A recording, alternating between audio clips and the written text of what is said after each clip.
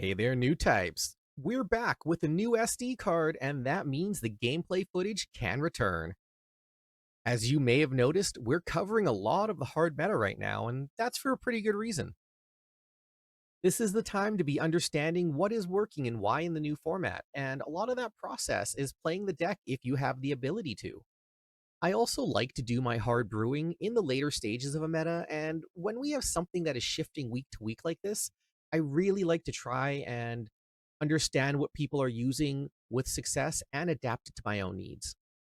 So we started with the new from the blue green list that was popularized by Rust TCG at Gen Con, then my own variant with purple green.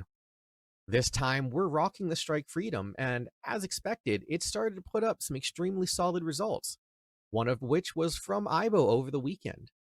This one is my own take on it, and moving a bit away from the Victory Gundam Core and Amuro to see exactly how strong the Orb Foundation can be. As always, I'd like to shout out my local game stores and the community of players around me that allow me to set up, record, and post these matches on YouTube for all of you here. If you happen to like what you see on this channel, consider subscribing, giving the video a like, and posting down in the comments below. I appreciate any and all interaction and do my very best to reply to everything you guys happen to post for me. But I think that's enough for now. Let's get the battle started and see if Kira and the Strike Freedom can continue to rule the skies. Mission start. All right, so we're gonna get this battle started over here. We have shuffled, we have cut, and now we are going to be doing the dice roll. I roll a 6, and my opponent rolls a 5. I make the decision here to go second. My opponent mulligans. My hand is a pair of Walfeld's Murasames, the Oturi, the Ale, and Kira. That's good enough for me to keep, so I set down my shields while my opponent shuffles up. He sets down his shields. That's his resource and passes the turn to me. I draw into a Strike Freedom and pass the turn.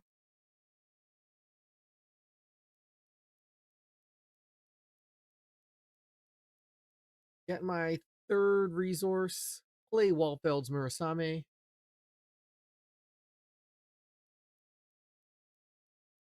He plays his own, which likely means he's also on Strike Freedom.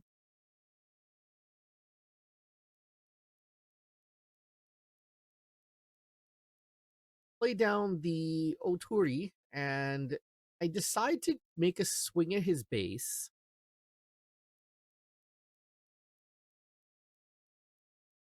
Here, I'm kind of just trying to see if he's going to play the Waldfeld.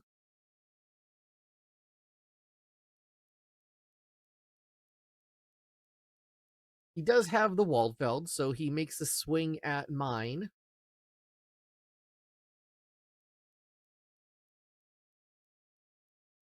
I let him have it.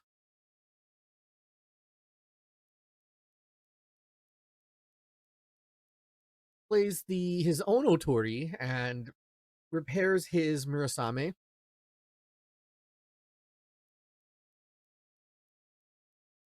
Play down the Ale and Kira, and this is where I was aiming to go for, hoping he would get that down for me so I could take it out just like this.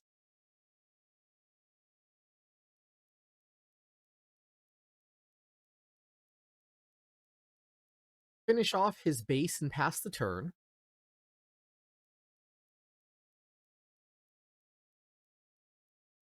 Plays down Kira's Strike Rouge and takes out my Ale Strike. Has 4 damage on it, which is generally okay for me. Right now, it's just about keeping the board down, trying to not let him get too much leverage. He is playing a pretty aggressive build. I play down the Silver Bullet, and then my Rick Diaz.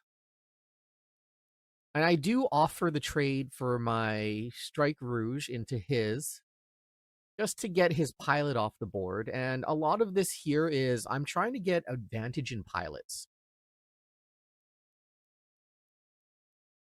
He plays down his own Ale Strike and the Kira Strike Rouge again. Passes the turn. We are now at 6 on our side. I decide it's time to dig a little, so I drop down the Corsica base. Once again, I am sort of baiting out a pilot here. I do not mind if he bounces my Tallgeese. Right now, what I'm trying to do is get him incentivized to use pilots. Play down my Strike Rouge again.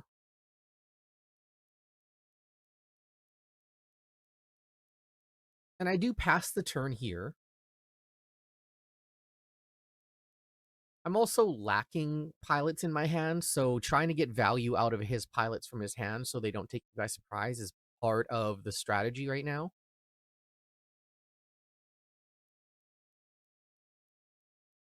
He plays down Kira like I was hoping, bouncing the Tallgeese token.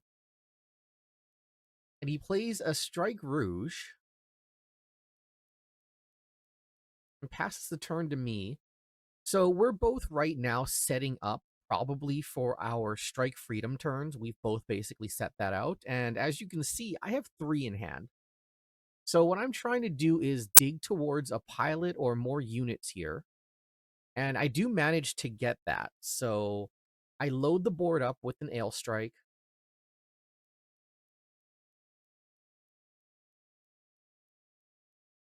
And play down another Murasame.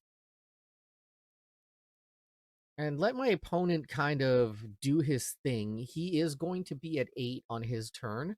And I'm holding 3 Strike Freedoms in hand. I'm not hating it because, again, if I have enough units on board right now, what I'm trying to do is just force him into playing his Strike Freedom and then just chain mine as hard as I can. That's basically the game plan here. That's the only real game plan. So I was trying to get Akira for next turn. Obviously, I didn't get it out of my shields, but we will see. And as expected, he does play his Strike Freedom, names his Ale Strike, sends his Ale Strike in, minusing 2 off of my Silver Bullet. So I do give him the Rick Diaz, putting 3 damage on that Ale Strike, and then he makes the Strike Freedom go in. It was his other designated target for his deploy.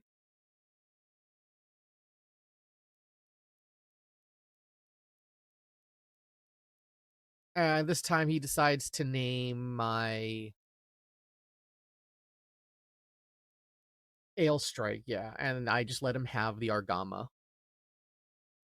So what I am hoping for here is a pilot, because I'd really like to bounce his unit here.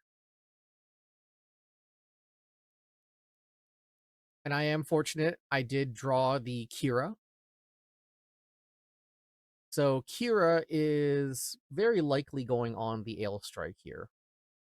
So I am taking the time to kind of count out my options and my next couple turns. So I decided to take a swing with Waldfeld's Murasame because I'd like to see if he's going to block with the Otori.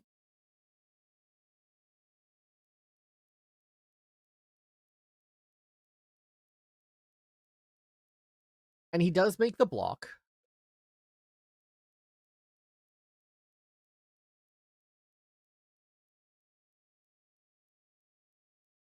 Doesn't kill it, but he was like, oh, 4 damage, and I was like, yeah, and I completely messed that up. So I play the Kira onto my L Strike, bounce his Strike Rouge, Kira Strike Rouge, and this is purely just to keep bodies off the board. I don't care if he has blockers right now.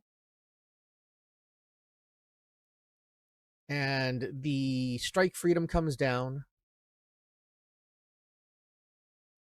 I name my Ale Strike.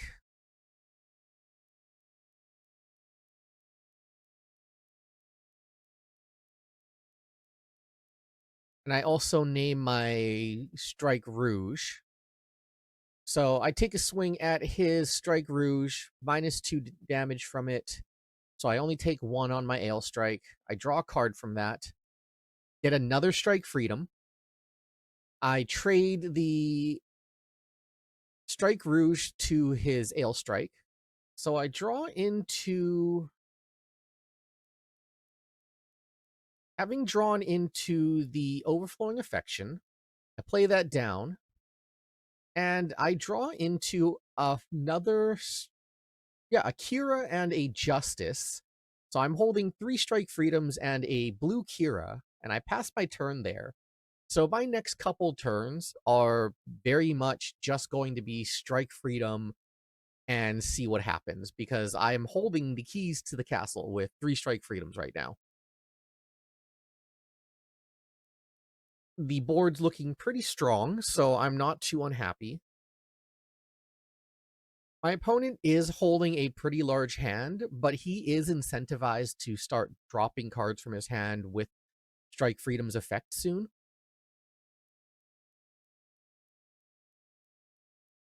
So he plays the M1, pings down Walfeld's Mirasame, sends the Strike Freedom at me, bottoms the Silver Bullet, and kills the Ale Strike. He plays down a Strike Rouge, and then also another Ale Strike. Play down a Strike Freedom and a Kira. Designate both the targets.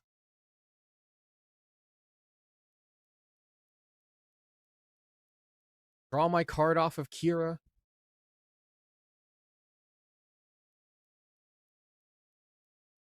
So I make the swing with the non-paired Strike Freedom at his Strike Freedom.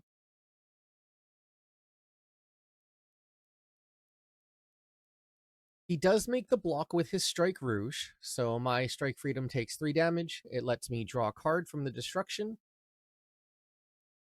And then I make another swing with my Strike Freedom at his Strike Freedom, I think. Yes, I do make that swing. It does go to my opponent here to decide what's going to happen, and he does make the block with his Ale Strike. So to put some damage on my Strike Freedom, which gives me another card, and that ends up being a Kira. I deploy another Waldfeld's Murasame and pass my turn. I'm holding 2 Strike Freedoms and a Kira and a fair amount of cards in hand, and you can kind of see how Strike Freedom, especially chaining them back to back with a decent amount of board, is going to snowball. And we have started that snowball here, even with my opponent holding his own Strike Freedom up.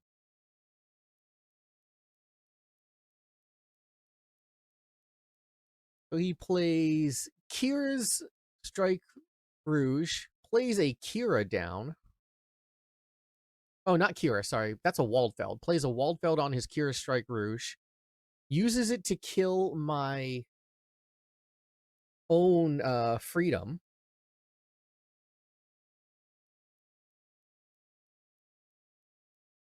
And then trades his freedom into my freedom. He plays the starter deck freedom, the ST09 freedom, and makes a swing at my shields with his M1. Passes the turn over there. He's got 2 up. However, as you can see, once more, we have yet another Strike Freedom.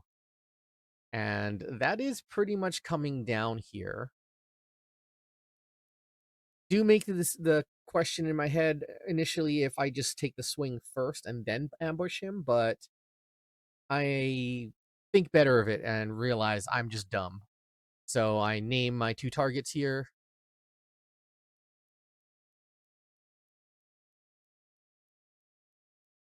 Take a swing with Waldfeld's Murasame. He opts not to put down his Strike Freedom as a, or not Strike Freedom, his freedom as a blocker. So I play my Kira onto my Strike Freedom, make the swing here, and bottom his Freedom, discarding the Gun Easy and the Silver Bullet. And I draw a card for the Strike Freedom. Play down the Rick Diaz.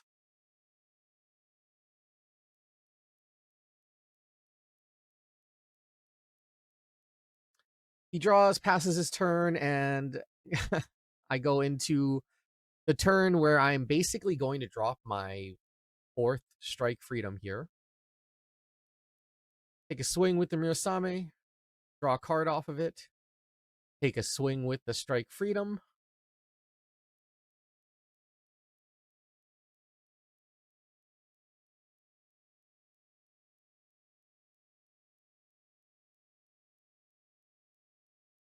Play Andrew Waldfeld onto my other Strike Freedom just to give it a body, give it some damage.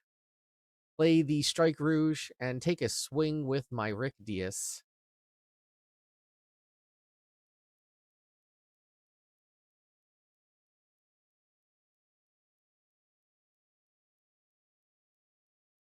Opponent plays Waldfeld's Mirasame with a Waldfeld.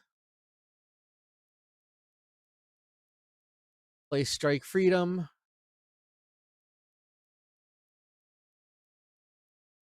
Takes out my Mirasame to draw a card. Plays Kira onto his Strike Freedom.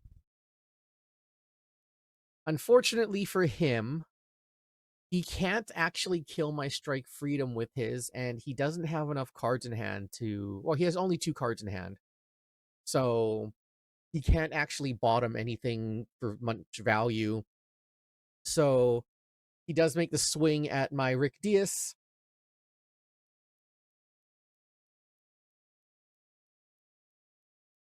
Makes a reconsideration if he wants to bottom, but decides, yeah, no, swinging at the Rick Diaz is kind of his only avenue to victory.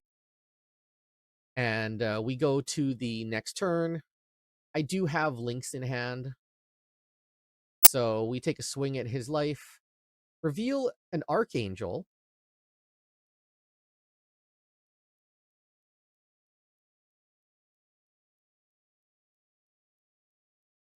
And my opponent isn't tilted, by the way. He's just leaving because we are about to go and do a Pow World release. But GG's, we had the win there. All right, guys. So we're going to dive into this. And I think if you've been following the meta, as I have been, you're going to know that the Orb Foundation of the Strike Freedom list is pretty strong. I think that Strike Freedom is obviously one of those cards that fits into a variety of archetypes, but its big obvious use is as a finisher. But as you saw here, a lot of these matches, and I think maybe some of you may have already experienced this, a lot of these come down to who has more Strike Freedoms, but also who manages their early game better. I think this one was an important example for all of you to see of how you can start a certain game, and if you are not seeing the pilots you need to see or not seeing the units you need to see, baiting things out the best you can in order to set yourself up for the late game. The moment I saw that this was a blue-white mirror, I was anticipating to go to 10 resources. And at some point, no matter what, I was going to be needing to see more Strike Freedoms than my opponent, so I needed to make sure his mid-game value was behind. This list is, I think, pretty basic, and I also don't really think this is, like, the list. I think this is a good example of the orb core working and different cards being put into different slots so you can see where things work and why, or put it to certain playstyles. I really like the Justice in this list, even though you didn't see it. You saw it get discarded, and honestly, in the Strike Freedom mirror, this is a really good card just because of the token. Had my opponent been one who had more than 2 Strike Freedoms or been able to go Strike Freedom, Strike Freedom, Strike Freedom like me, the justice would have felt a lot stronger, especially if I didn't have multiple strike freedoms. But as you saw, I saw 3 very early and then drew into the 4th. So my game plan for the turns that followed my first strike freedom were very set in stone. They were very much play strike freedom, get your value, play strike freedom, get your value. That's kind of how these games are going to work in the future. Now, with this list, I'll kind of go over some of the nuance here. The big one, I think, is the Gun Easy. And I really like Gun Easy with Walfeld's Mirasame. I think that the Gun Easy lets you get that early board control against things like New, against aggro. Even in the mirror here, I think it's actually pretty strong, especially if your opponent is playing his Murasames before you. Being able to play a Murasame and then, drop a Gun Easy, resting his and playing your Waldfeld out on your level 4 is pretty strong. The Kiras, I think, are in the correct number for this list. However, I wouldn't be opposed to going 7 Kiras or Waldfelds. As you may have noticed, I didn't run Kira Strike Rouge. I'm not a huge fan of the card in this kind of a list, but I think you can definitely use it. I think in terms of the core of this, the reality is I think Strike Freedom, your Kiras, your Ale Strikes, and your Strike Rouge Otori are basically the ones that are set in hard stone. Your bases are fluid, your low end is fluid. You don't need to run Waldfelds and his Murasames because, as you probably have seen other lists, those are usually Usos and then a victory package thrown in there. You can approach this kind of a build in a variety of ways. And as I said at the beginning of this video, this build was there to highlight the abilities of the orb as a foundation to the deck. And that's kind of what I wanted to make sure I understood when I was playing this deck. And I think that kind of did show off a little bit, but also I think there's a little bit more to be explored. I mentioned Ibo's list in the beginning of this video, and I do think that that is one list that's worth looking at. I'm not personally in love with it. I tested it out. I wasn't liking it. Not to say that his list is bad. I don't know. Maybe I don't understand it as well, or maybe I just wasn't seeing the cards I wanted to see. But I do think that as the game condenses into a meta with a more solved foundation of decks, as you're starting to see now with the shifts, that blocker strike freedom is a thing that is going to probably become defining for a lot of decks. It's going to decide very much like aggro does what your deck is capable of and the matchups you need to build for in a new type challenge, in a regional, even at locals, depending on how competitive it is there. I think that's all we really need to talk about. Again, if you happen to have your own ideas, you're probably not wrong. Strike Freedom isn't a hard list to build, but it is a list that you can build in your own gameplay style. And that's what this channel is about. Take a list like this, cut out 10 cards, cut out 20 cards, make it your own, play it the way you want, and I hope you do well. I'll leave you with that though, and I will catch you in the next one.